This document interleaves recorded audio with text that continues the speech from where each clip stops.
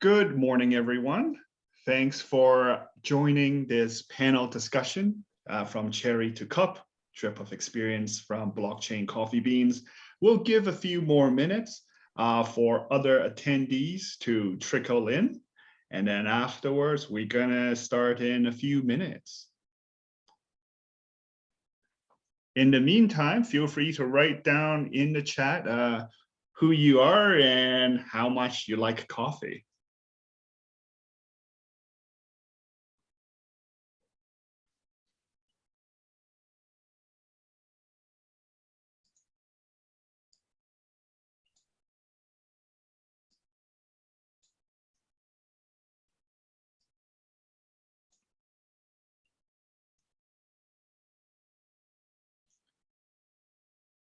Carrie, welcome. Good to see you this morning.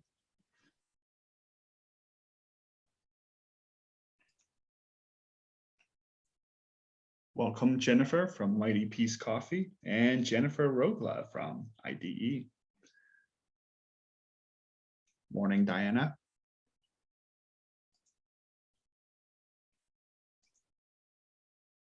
Hello, Emmanuel.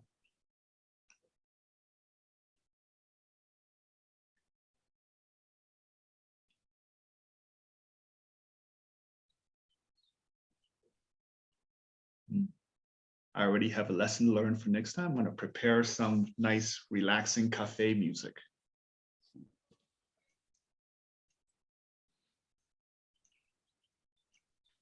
Lowell would sing for you, I think. Oh, that's a premium. He's going to copyright that, and we won't be able to put this on YouTube. Welcome, everyone. If you just joined, welcome to the panel discussion from Cherry to Cup, Drip of Experience from Blockchain Coffee Beans. We'll be starting in a moment, letting a few more attendees trickle in, and just letting you know this session is recorded.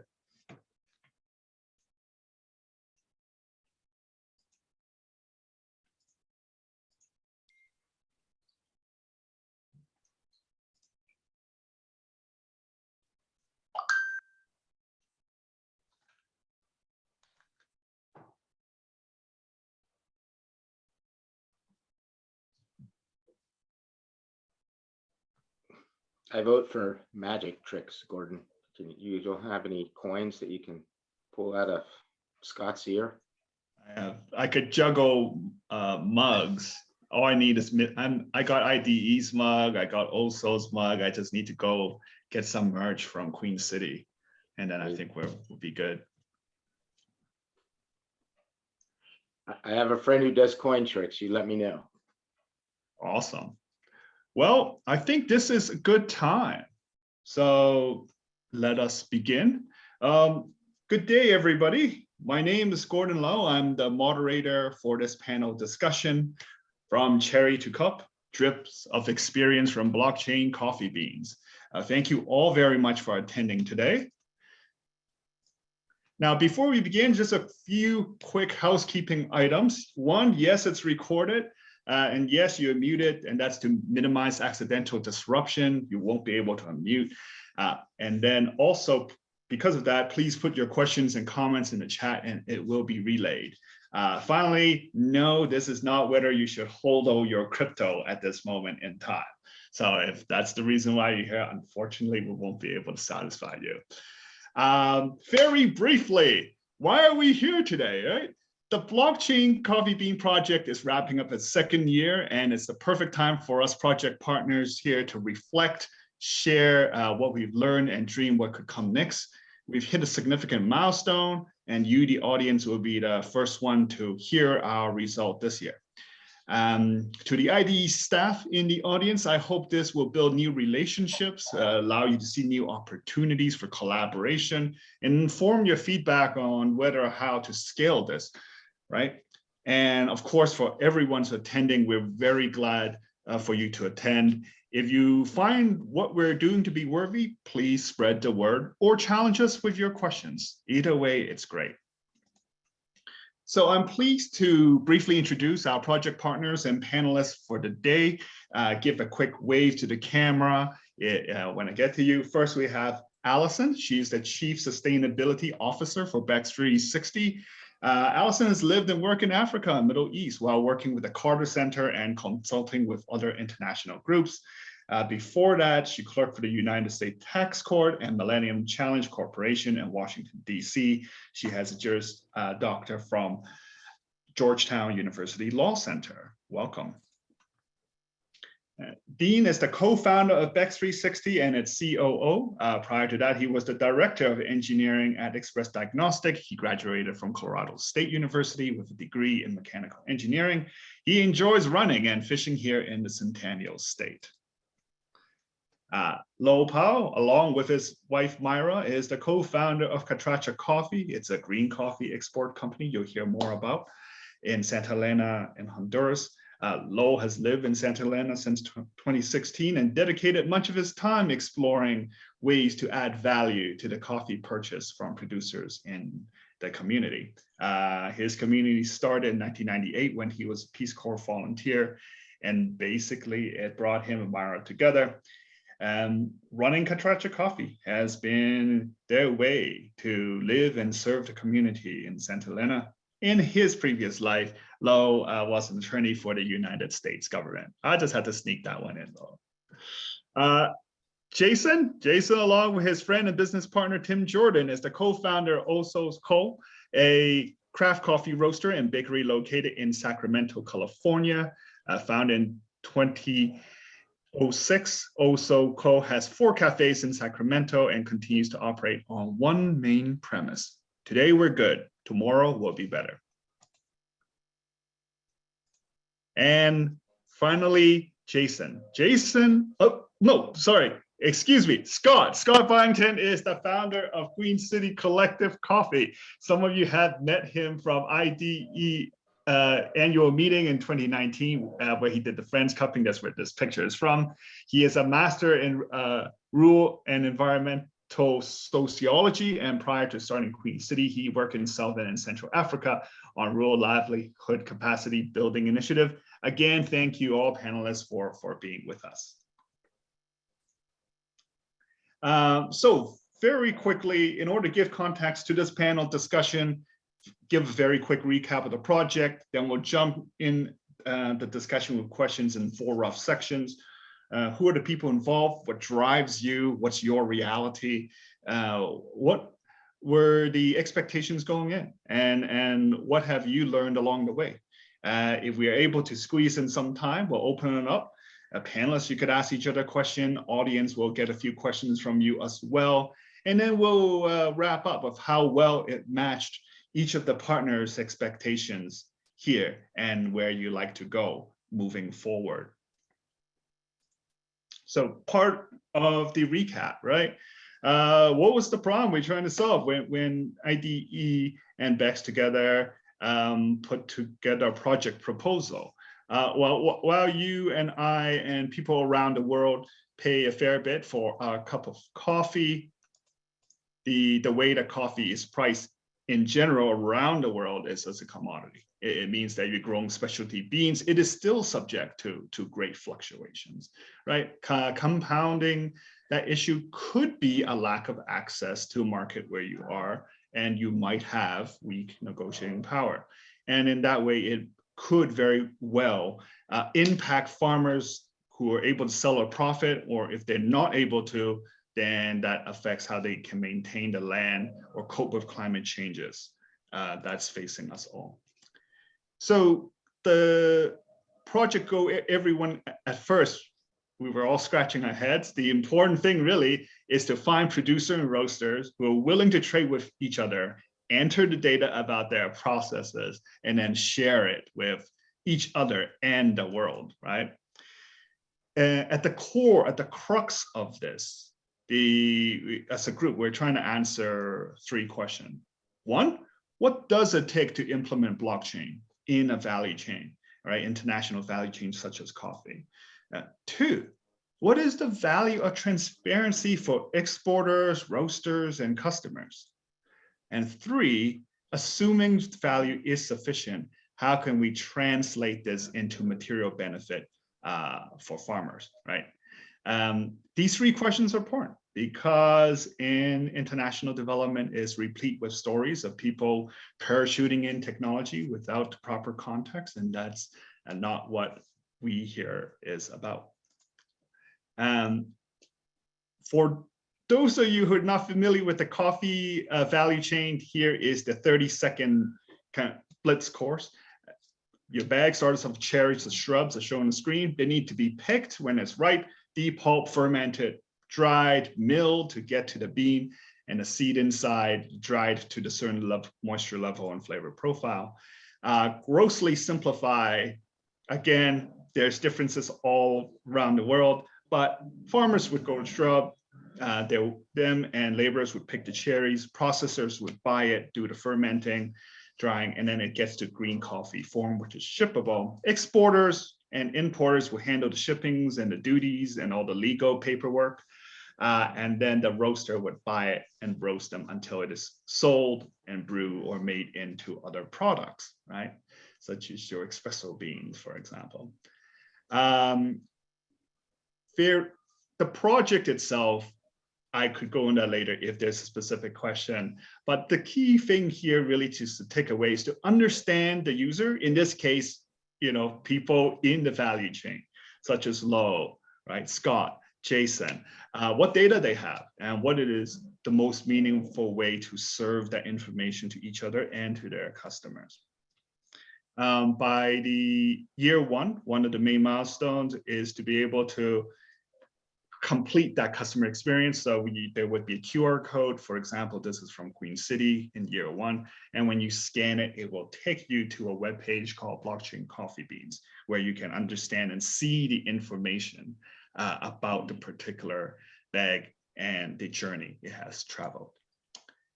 Now, this here is the end of year one impact, right? I'd like to stress this is essentially a sample size of one, but very important data point.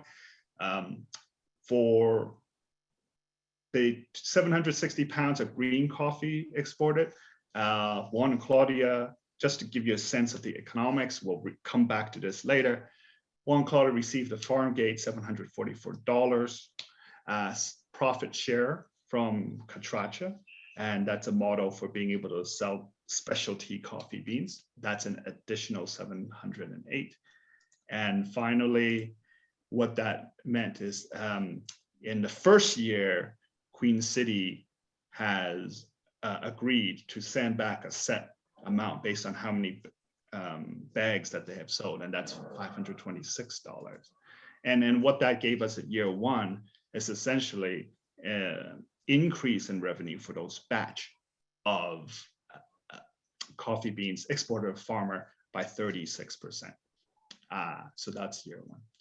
In year two, right, fast forward, in addition to Juan and Claudia's coffee rejoining for second year, in year two, we add the data from 12 more sets of farmers, including Louis Nolasco, who you see on the left. And we have also co-joined the project, right? So this is their first year. And here you can see the expert roasting done by Brad in Sacramento, and that results in another new bag just for them as well. To clarify, when we say year one, we're talking about an 18-month period, and that's because January is when you pick all the processing time, wait for it to ship, and really the final roast and the calculation of the impact can't really happen until everything has been roasted and sold in May and June. If we're to compare year one, year two, some clear thing is we move from proof of concept to scale up. Number of farmers increase, number of active roasters who are participating is 3. Andy Town from San Francisco is the third one. We actually didn't have a funder for people with an IDE curious about how this is run. It's actually first year we got the generous support of the Posner Center. I hope some of them can make it here today. Second year, we run on goodwill and duct tape, right? And platform is actually paid, shifting from grant to paid by users. So that is a very quick compressed recap for everyone. Thanks for putting this. And now I'm going to stop sharing my screen and then move into the first question for all our panelists here, right?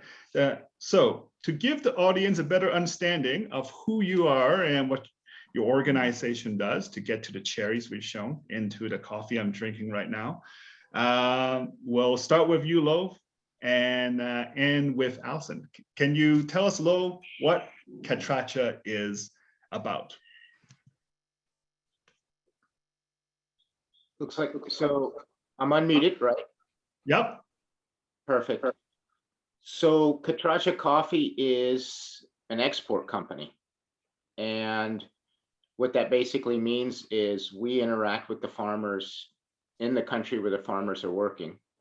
And our interaction is buying that coffee from them and then selling that coffee to folks like Jason and Scott at their roastery. And then there's a whole bunch of steps in between. For example, we need to take that coffee from the farmer's farm when it's done being dried to a miller and having that coffee milled, and then having that coffee put in a container ship and sent, which means things like contracts and negotiating price and warehouses and things like that. So that's what Myra and I principally do as middlemen. Because we live in the community, we've added to that, added many layers to that. Our goal is to live in our community and be positive impacts in our community. So Catracha Coffee is just a business, right? But we also run a small NGO called Catracha Community, and through that we do art projects and sewing projects and cooking projects and gardening projects, and invite the community to be part of that. So those are the things that we do living in Santa Elena. And I think it's an important point that many, we're middlemen, right? Exporters and importers, and even Scott's a middleman, roasting coffee. And so what we like to emphasize is that we're slightly different than many of these other middlemen because we live in our community and we try and be tuned in to what our community wants. Thanks. And just briefly, where does the name Catracha comes from? So my wife, Myra, was born and raised in Santa Elena. So she is, the nickname for a Honduran woman is Catracha. The nickname for a Honduran man would be Catracho with the O on the end, and the feminine masculine in Spanish, right? So because Myra is a woman, it's the business, the idea is that we're supporting, and this is very popular in the coffee industry right now, is supporting the work of women. And so right from the beginning, this is a company that exists because Myra's from Santa Elena, and because Myra's a woman, we've I think kind of gotten lucky because we've been around for 10 years, but it promotes the notion that this is a woman-run business, right? Thank you. Jason, you're up next. Would you like to tell us a little bit more about Oso, right? You run cafes, serve food, roast coffee, 4 locations. That sounds very successful and glamorous. Like, what drove you to start with that? And in reality, how hard is it? Yeah, thanks, Gordon. Running a cafe is definitely no joke, or multiple cafes. It's hard work, but we love it. So one of the ideas behind Old Soul was if we don't make it ourselves, we want to know who does, and only partner with the best of the best. So for instance, you know, we've been working for 16 years since inception with our same honey guy. We've been working with our same chocolate woman for 16 years. And one of the ideas was, if we're going to be in coffee, we want to work with and know where our coffee's coming from. And so I was really lucky and blessed enough to start traveling in, I think, 2010, and directly sourcing coffee. And it's very, I think, beneficial, sustainable when you can have that coffee model and expand it. So right now we have, I believe, 10 projects or people we're working with year after year. And the Catracha project and Luis, and we have one other farmer we work with in Santa Elena, that year after year we buy all the coffee. That's really cool. Scott, on to you. Just want to like ask you, hey, why do you and your brothers have founded Queen City here in Denver? You know, what is it you live by and what do you hope to achieve? Yeah, first off, thanks for hosting this, Gordon. It's really a pleasure to be here, and it's great to have everyone involved in this project here. Yeah, my brothers and I, we started Queen City in 2016 after I had spent about 8 years living and working in Southern and Central Africa. I have a master's in rural and environmental sociology, and it just happened to be that a lot of the farming communities that I was working and doing research in happened to be coffee growing communities. And so I was kind of exposed to the realities on the ground of how oftentimes, like your intro did show there, how oftentimes it's the producers that are at the bottom of the chain and don't always reap the benefits of the product that they're producing. So the intention behind starting Queen City was to create a coffee company that was collective in nature, that was focused on providing genuine relationships across the supply chain. So like Lowell had mentioned, it's not about necessarily cutting out middlemen. We see the value in middlemen, but it's working with middlemen like Lowell and Myra, those that have the community best interest at heart, rather than profitability as the driving motivator. Obviously, we're all businesses, so we have to make money, but it's how you go about making your money that I think is what's important with this. So yeah, that was the kind of the founding ethics behind Queen City, was to create a coffee company that really looked holistically across the supply chain. So how we interact with our consumers, how we interact with green producers, all of that kind of gets tied into an underlying ethic of creating genuine relationships, and through those genuine relationships, seeing how we all can benefit together. Thanks so much. Allison, tell us about Bex 360. More, for example, what's the business you're in? Not everyone is familiar with this concept yet. What's the gap that you're addressing, and why Bex 360, you and your crew are passionate addressing it? Thanks, Gordon. So Bex 360 is a technology company that specializes in software traceability. So supply chain digitization is our sweet spot. And we focus on global commodities like coffee, cotton, cocoa, palm oil. Our founder did, I think some of you know this, our founder launched originally when he was doing traceability all the way back to origin in Congo with coltan, which some people know is a conflict mineral, but I think generally we can all agree that coffee is like much sexier than coltan. People understand it, they have it in their everyday lives in a recognizable way. So that's what really prompted our CEO and our COO, Dean, who's joining us, to talk about scaling software so that everybody had access to this type of data. And frankly, so that we could partner with groups like Catracha and Old Soul and Queen City and scale it by integrating their areas of expertise to supply chain. Like a vision for traceability, a vision for like a premium product. And as you were just introducing everybody, I was like reinvigorated by how delightful it is to work with such a different, a group of people with such different skill sets. So in terms of our vision, we are scaling to other products. I would say the four remain coffee, cocoa, cotton, we're revisiting, and palm. And we're in about, I think we're in over 24 countries now. So our COO is really, I think, like some of our partners, he's the one who gets sent out to all of the cool spots to talk with producers and to meet with people and work with engineers on how to do it a little bit more effectively. And just to like quick thing here, Scott mentioned middleman. Like, is there Beck's vision on where middleman fits in on different supply chains? Yeah, well, it was curious because I think Lowell also described himself as a middleman.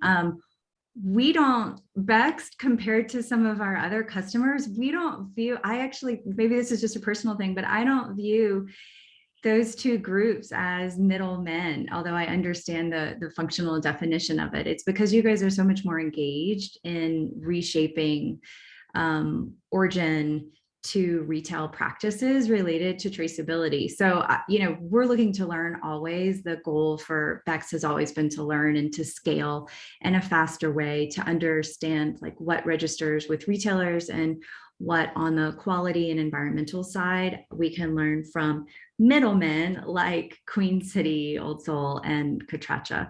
But I would say, and I mean this in the most complimentary way, you guys operate considerably differently than some of our larger customers in your engagement and total commitment to having a better product and improving supply chain for all of its many benefits.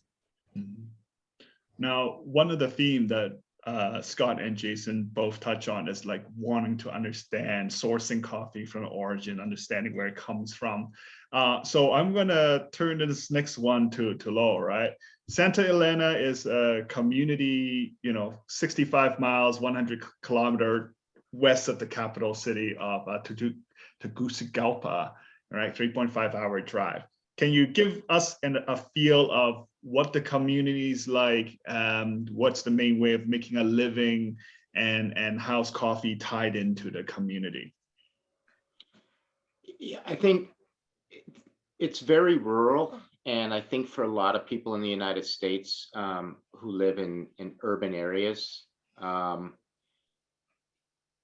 you don't think about how people live in, how a rural life is, right? The long drives on rough roads, but then when you get to that place, it's very tranquil. I'm at my mother's house now, and I drove through rural Oregon and saw some sheep on the side of the road and had to stop because I have sheep in Honduras, and I'm like, see, it's the same.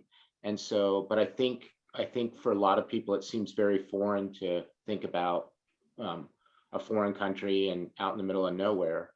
But it feels the same here. And so the difference is that everyone knows each other.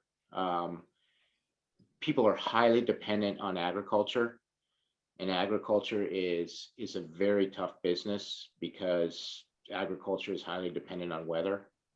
So you don't think about things like when you got to get something from point A to point B and the roads are muddy and it's raining and you can't get there. And so these are the different things that we deal with on a daily basis. Things are seasonal. So when corn comes in, we have traditions where you have a lot of tamales and drinks made out of corn and things like that, and celebrations around those events. So that's Santa Elena, and people get up every morning and they go out and they work hard and go home at the end of the day. And so I think that you wanted me to kind of paint a picture that green in the rainy season and brown in the dry season, and people don't move around a lot. There's not it takes a lot of effort to go to some place like Tegucigalpa.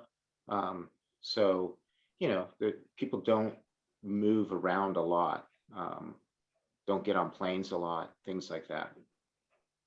I mean, to follow through along with that is, even very early on in the partnership, when we talk about how best to represent the farmers Catracha work with, like you were very adamant, very clear that these are not beneficiaries, but rather they're entrepreneurs in their own right, right?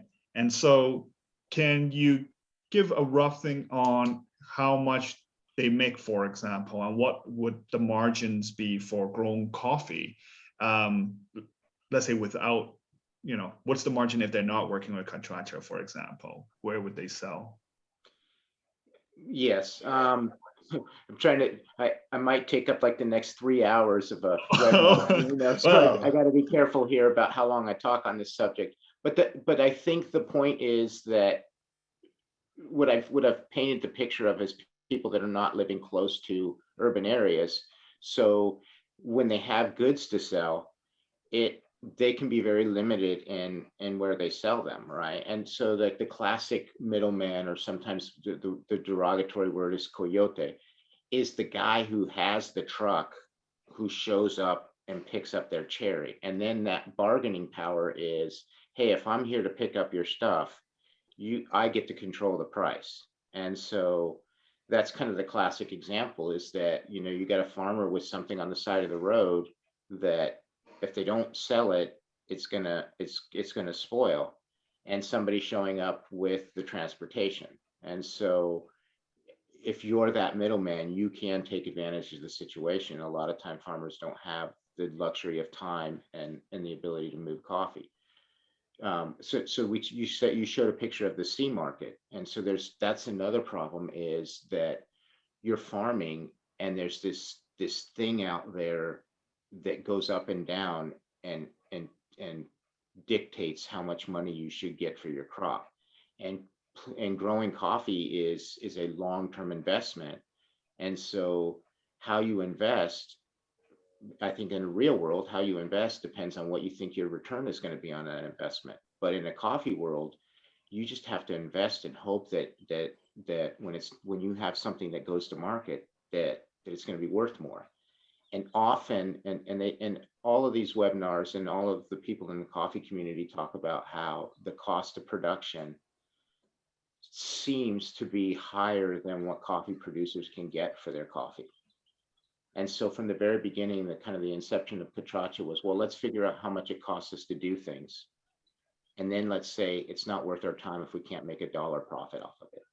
So that was kind of always, the model is figure out how much it costs us, and then tell roasters we want $1 more per pound for that. And it seemed kind of arbitrary, but it's actually, it at least takes us out of that commodity market where things are going up and down and up and down, and it gives stability to producers year after year after year. And so like this year, the coffee prices are really good according to the commodity market, but they haven't been good for a decade. And the farmers we work with have been making the same money year after year for a decade. And I think that's part of the helpful part of Catracha is its stability. Thanks for sharing that. I think what that also informs is kind of like the demand or supply side, right? Like the demand in this case would be our roasters. And I'll ask Scott, I'll ask you a question for that.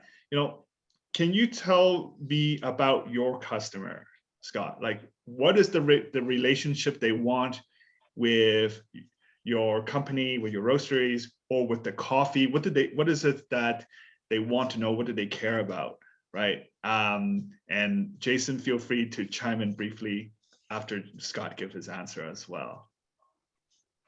Gordon, if I knew that specifically, Queen City would be much bigger than it is.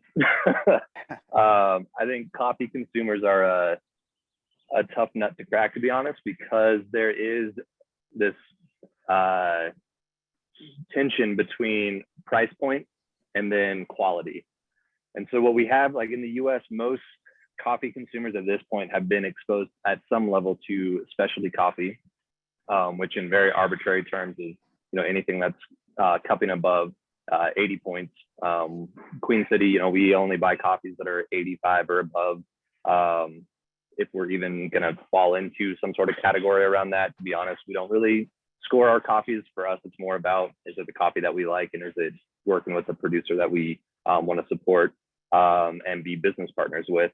But with that, because consumers are exposed to kind of these higher quality coffees, there is a desire for that we see within our customer base for these higher quality coffees, and also experimentation with fermentations, different processes. So whether it's a wash coffee, natural coffee, anaerobic, whatever, there's definitely demand for that. But on the flip side, what you see is that most consumers still see coffee as a daily commodity.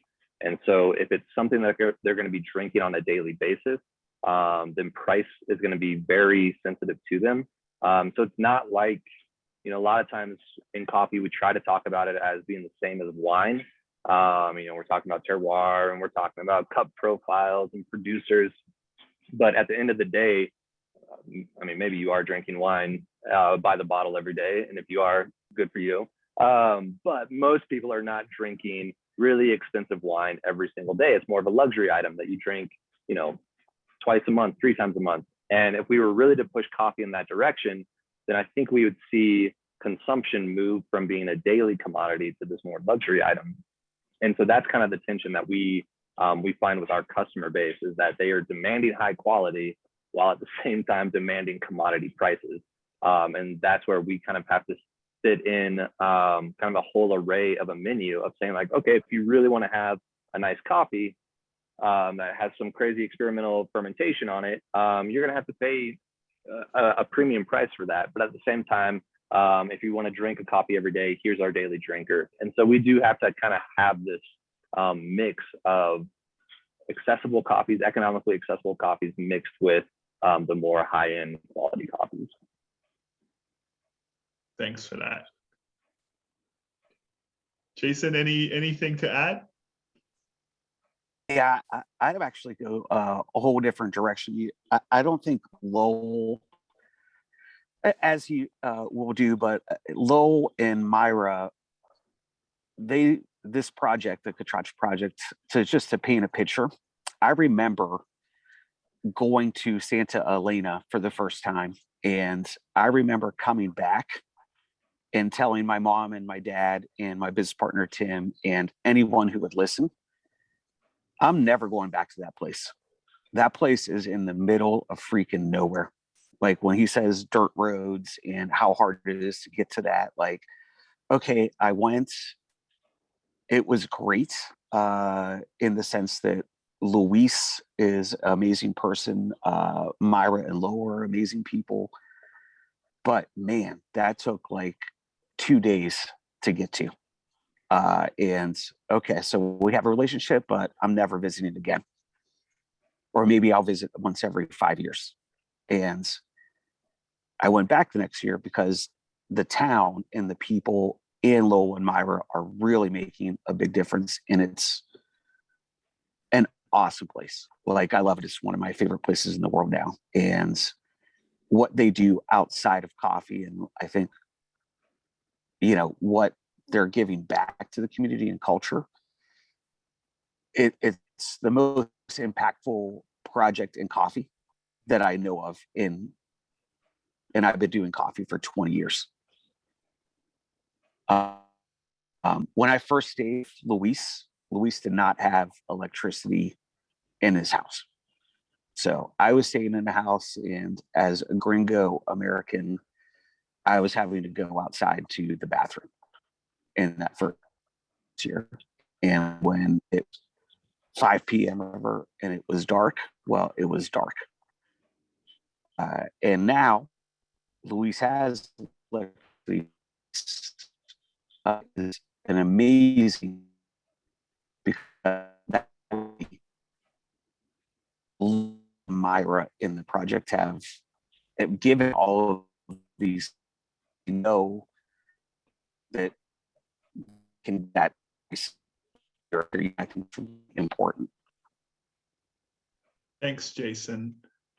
Very briefly, your bandwidth is a bit low. So if you're able, if you can move to a closer location, that'll help, or in some cases you might need to turn off your video, but otherwise, thank you. I did get the last part though, so what I want to do is take this moment and ask about, hey, what is the initial impression? Like, why did you decide to join this newfangled project, right? And then we'll want to like circle back to Dean and ask about, you know, what's his expectation and the biggest takeaway. Lo, at the very beginning, like when we reached out to you and you heard about this project, Did it sound like we're off our rockers? What was your expectation? What's the value you saw in it? Why did you say yes? I think I'm in coffee to begin with, because it seems like a problematic industry. And as you had mentioned in the beginning, like, filling in the gaps, fixing things. And I think, I was a lawyer for a long time, but I don't think, I feel like I'm more of a lawyer now than ever, because it's like, see problem, fix problem, find resolutions. And so we talk about things that you hear Jason talk about story and Scott talk about how customers, how do you interface with them. And so this project, and for me, it was the same thing. How do you translate Santa Elena all the way through the value of a place like Santa Elena and the people of Santa Elena all the way through to a consumer, so that the consumer values that. And for me, from the very beginning, transparency has been important to me, but you have to have tools that help you make that happen. And so I think for me, the vision of this project always from the beginning was to show how special that, like Jason talks about, to that final consumer. But like Jason and I know each other and we travel together, and all of us know each other because we talk once a week. So we all get it. But here you have this consumer who's going to drink the coffee every day. Can you just give them a little bit of that every day, so that after a year of drinking that coffee, they feel the same as we do, right? And so the things like the tools that Bex provides, and to be quite honest, the landing page that you guys have built, you and Idar, these are the tools we need so that we can achieve that for those customers that I'm never going to meet and I'm never going to know, but we're able to give them why it matters. And so that was kind of my vision way back at the beginning. One of the problems, Gordon, with this webinar and many webinars is, and Myra is very critical of this, where's the producer? Yeah. Where's the producer's voice? And I got to tell you, it's I don't think Luis would be comfortable in this format, and the language barrier, and just so we got to give Luis other tools so that he can talk to the customer. And it's like, my response to Myra is, well, the webinars aren't for, coffee producers. It's not their thing. This isn't really even my thing. So, being on a webinar. So, so let's create other ways for them to have a voice without it being in a format like this. And so, this year, Luis's daughter is collecting information and putting it into the system, and it's going through the system, and it's landing on the landing page. And this is their way. It's ironic because it's technology, right? But it's using it in a different way. It's their ability every day to put their mark on the final product. And so that transparency and that ability for us to pass it along in the supply chain with all the other information. I think originally for me, and I've been in it long enough where you mature and you change. And so for me, originally it was get best quality coffee you can equals better money equals everybody, but everybody is happy and sustainable and all of those buzzwords. But it's a lot harder there's a lot more that goes into it. And so now you need these tools so that you can show all that other stuff. And I think that's what I wanted in the beginning, and that's where we're at. Yeah. Thanks so much for sharing that. And then, like, you talk about having the technology to collect and show all that stuff. And so I now want to turn to Dean, right? Dean, when you joined and you heard about this project that Allison and I, we signed on to, we won, and now it's time to execute. What was going through your head? What was your expectations from it? And then we'll turn to our roaster friends here on why they joined. But at this point in the time, what were you thinking? I was just really excited. It was an opportunity to have a group that was connected, obviously from the source all the way to the consumer, and that's tough because there's so many different actors along a supply chain as long and as coffee and a lot of these commodities that we work in. So the typical supply chain is like it's almost a year from grow to when the consumer gets it. So the commitment that all of these people on this call had put and decided to go forward with was obviously the best thing for Bext. We could count on the fact that at every point there was going to be a participating partner and somebody that was truly engaged in trying to make things better for the producer. So it was an easy choice to say yes, let's do this project, and we did that, and we met, the people involved obviously helped that work out the best. From our point at Bext, we were still working through a lot of the tools that you see on display on the website, and some of you don't, but the back end features and the data collection pieces have all evolved,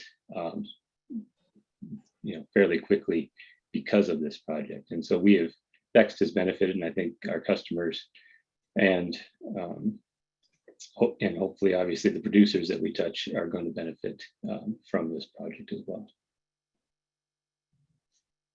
Thanks so much. Scott, why did you say yes initially? What were you hoping to gain? What was your expectations? That's a great question. I think initially there was a lot of curiosity around blockchain as a functional tool. To Lowell's point of what he was saying around, like, a lot of us got into coffee because we saw the industry as a problematic industry.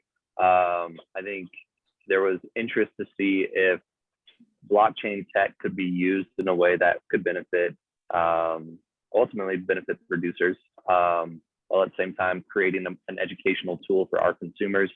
So it was more out of this like curiosity to see, like, okay, I'm not a tech person. I didn't know anything about it. And to be honest, there's some calls that we're on where I still don't know anything about it, where I'm like, I don't know what you guys are talking about. But I think it really did kind of pique my interest as an educational tool, as well as an empowering tool for the producers, to see if it was something that we could actually use to create change and positive change in this very kind of problematic industry. And I think another side piece to that as well is the buzzwords of like direct trade and relationship coffee and all these things that a lot of roasters use. To us, it was, and we're guilty of it as well, that we talk about our direct relationships and whatnot, but to be able to have a tool that backs that up, and we talk sometimes about having, zero trust contracts where you don't have to trust my word. If I say that this comes from Santa Elena, that it was picked on this day, that Claudia and Juan were the ones who did it, if it's all encrypted in this blockchain tech, then it takes away the doubt, the seeds of doubt that a consumer might have, or that other people in the industry might have when we make these pretty grand claims of, direct trade or relationships with producers. To be able to have a tool that just flat out says, here's the encrypted data, to me, that's a pretty powerful tool. Thanks. Jason, on to you. You've been in the industry for a long time too, right? You probably heard things like this will be the next big thing in coffee, or that will be a game changer. What was your first impression when Lowell first reached out to you and about this project, and what's your expectation? I would back up what Scott just said. The blockchain to me, and the idea behind the project, like, I've been around, again, the table in Luis and his wife's, and he saw his name on a bag and he cried and I cried. And that's something that'll just be and Lowell was there obviously translating, and Myra, and that's a very intimate moment, but that's just between us. And so to be able to participate in a project that, no, this is real money. We're not just saying this, where this isn't a marketing tool. It's actually happening. And I just hope, our hope going in and is that this expands to other origins, and maybe we can do it again with other people, or that as an industry, it just takes hold. And so that's the hope. I'm probably the dumbest dude on this webinar. And so it's really not anything other than a hope to keep doing better and expand realness. I think me and Scott have talked a few times about, man, we don't do a great job of telling the story. Like, we're not marketers, we're not Hollywood dudes. We're just trying to make sure that we're treating our partners fair. And you said in the introduction, like, what Old School tries to do is, like, we'll be good today, but let's get better tomorrow. For a year or two for Old Soul next year, I'm hoping we can be better and to communicate, because I don't think some of our customers, they're going to buy Luis's coffee because it's good. They're going to understand that, yeah, here's the 8x11 sign we have, and here's the website they go to for a minute, maybe, but they really are making a big difference. I hope to communicate that better next year. Thanks for that. I think this is the key part about doing better, right? And I do want to take this chance and then ask Lowell about, hey, explain what the third payment is and what's the idea behind that. I do want to very quickly flag the time here. We're at 9:52. There's so much to cover, but I only ask for your commitment for 1 hour. If needed, how much longer can each of our panelists stay on past the hour? And it's okay to say 0.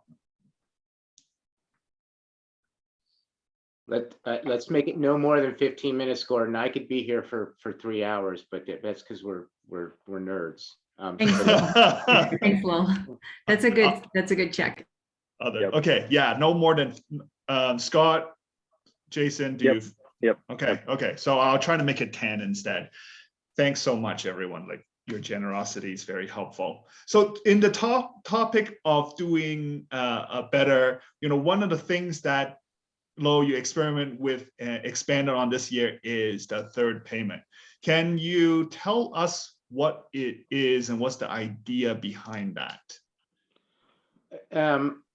Yeah, first of all, I think that this is something that happened organically in that first year of blockchain, where the idea is that the technology can help you do things in real time and give farmers interaction with consumers and consumers interaction with farmers. So that I think the idea of third payment is that it's coming from the consumer.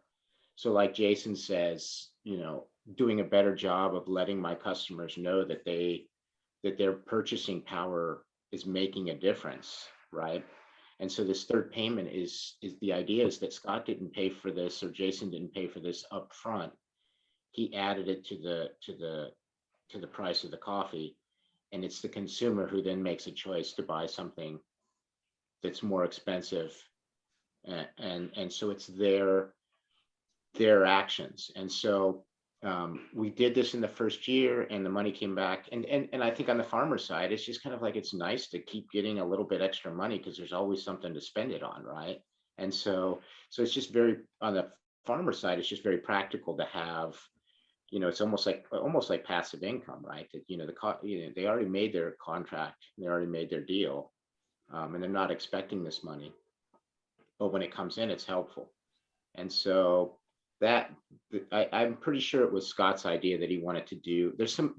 I think when we first started this project, there's several folks in the coffee industry that talk about tip the farmer and things like that. So that's why we came up with this idea. From year 1 to year 2, my only kind of modification of tip the farmer or third payment. We call it third payment because we have the profit sharing scheme where the second payment is, the first payment is paying people for their coffee. The second is paying profit because there's a premium when we sell it to roasters who pay more. And now third, when customers decide to pay more, there's a third payment. So the only caveat for me was, let's make this money not just about the producer. Let's make this money about the producer's community and the producer's labor costs. So the third payment is split 3 ways. Part of it goes straight to the producer. Part of it, we ask the producer to pay their labor extra. And then the third is this notion that we can create an emergency fund because, you know, healthcare is a really tricky, it's a really tricky thing in a place like Santa Elena. We can't afford to deal with emergencies.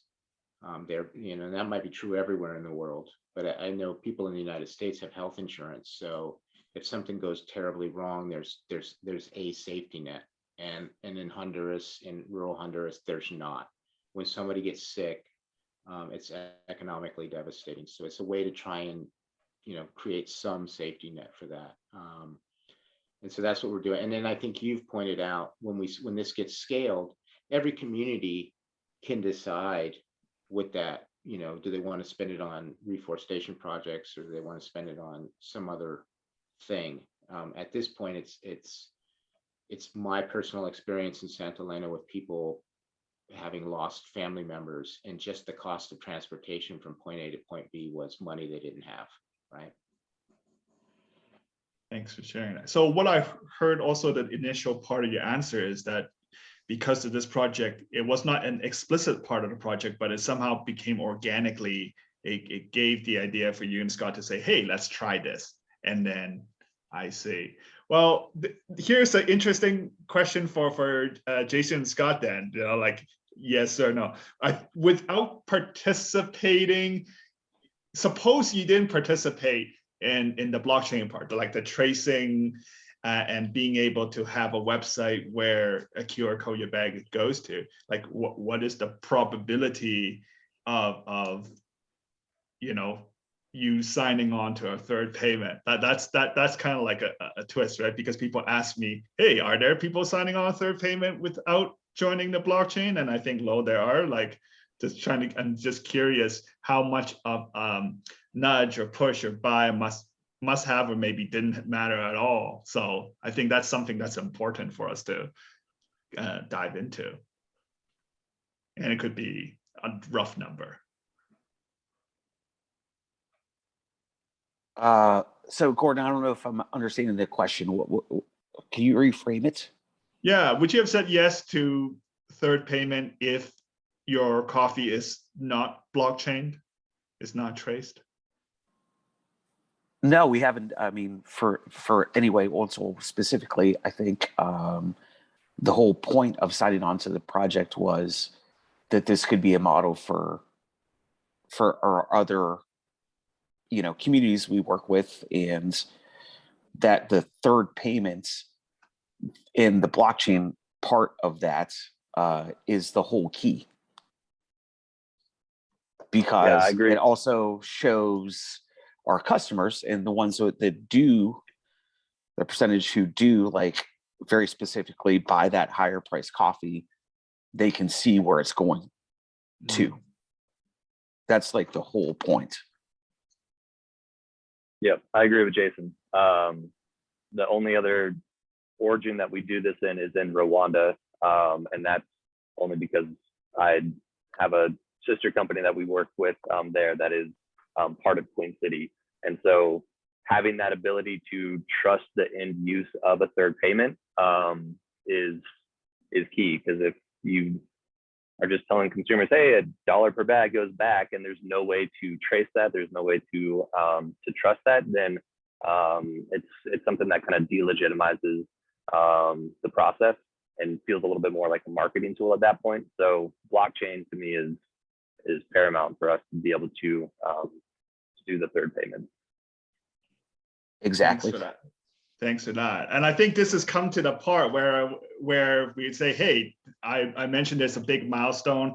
We are reaching the end of year 2. So what I like to do is let the audience know this is the part where we are going to announce for the first time publicly, right, in a public setting, the amount of third payment that we're able to collect this year. So what I'm going to do, I will start with Scott, you first. Let me share the screen, trying to get this sorted.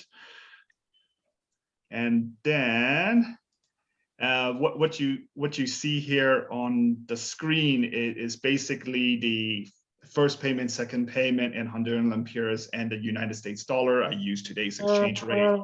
So Scott, do you have a number? Yeah, so this year we're sending $974 US dollars, and that's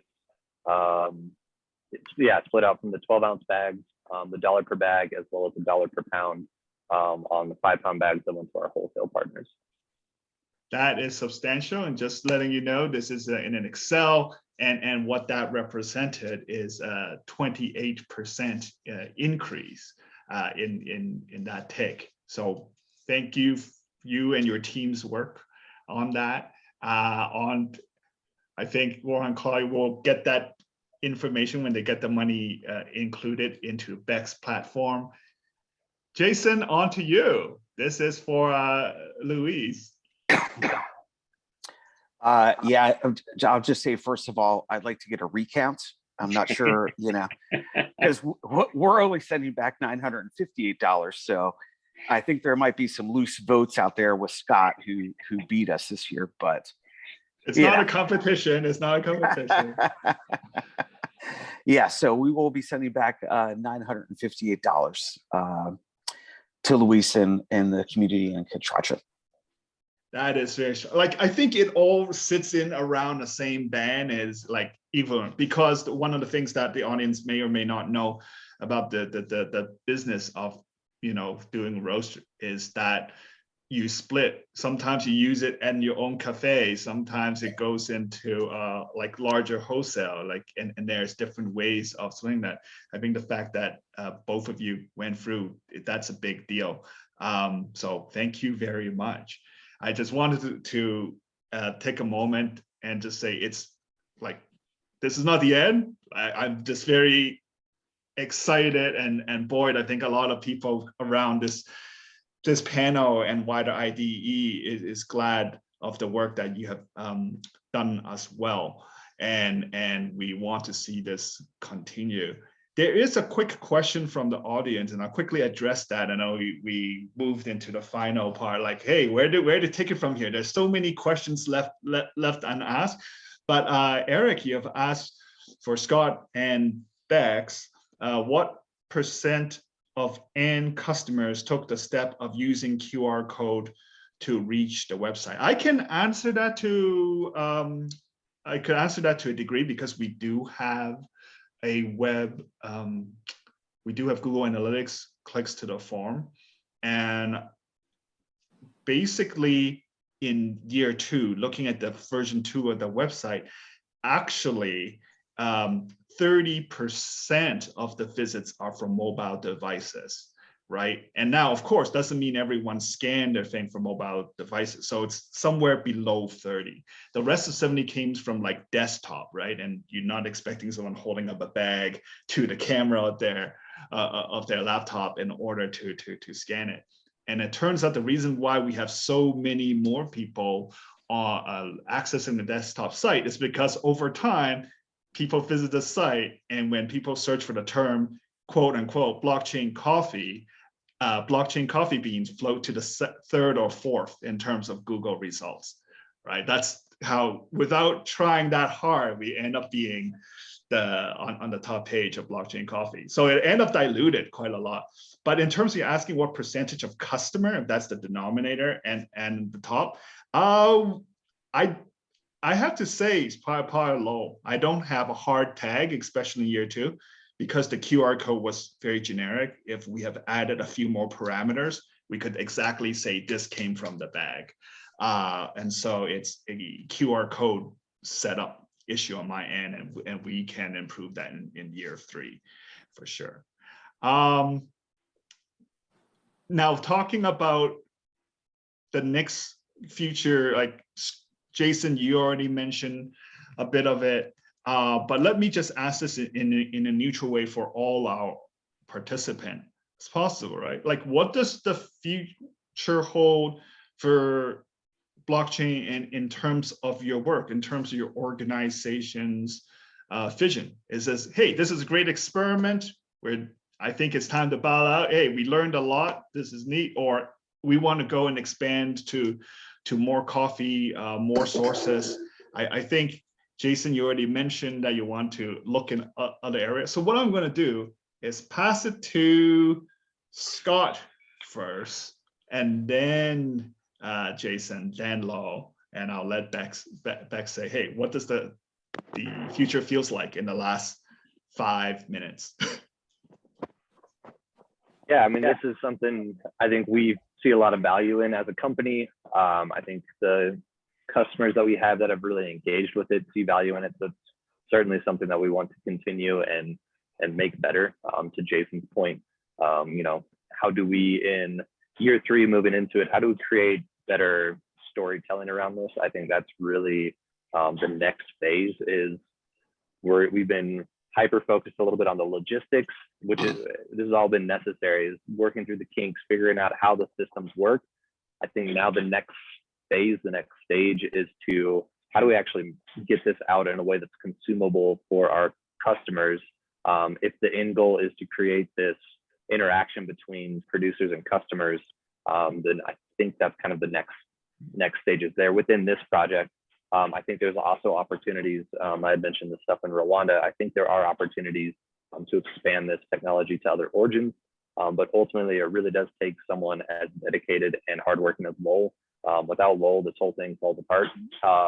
And so, yeah, having someone that is part of the producing communities, whether it's a producer themselves or someone in Lowell's position as the exporter, it really does take that dedication. So I think that's kind of the next phase, is if it's going to expand to a new origin, then we need to have an operator that is as dedicated and as into it as Lowell has been.